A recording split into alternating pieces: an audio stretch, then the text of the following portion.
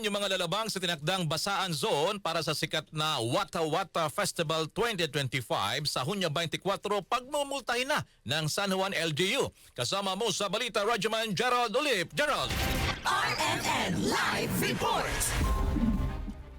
Kasunod nga ng viral video ng mga pasaway na sumalit sa Wata Wata Festival noong nakaraang taon, naglabas na ang San Juan LGU ng panuntunan sa isasagawang piyesta ngayong taon.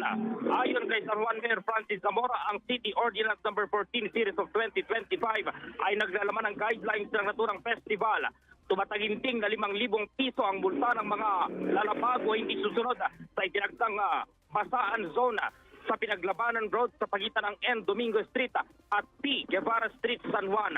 Dito lamang anya ipapayagan ang basaan mula alas 7 ng umaga hanggang alas 2 ng hapon.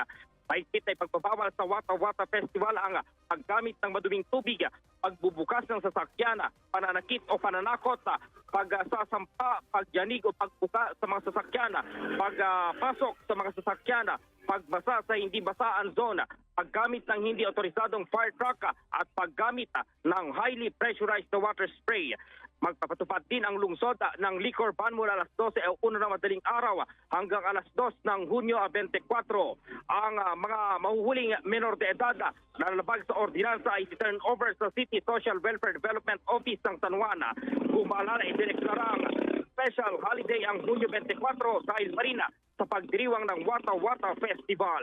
Kasama mo sa DZXL RMN Manila, Radyoman Gerald B. Ulet Tataka, RMN.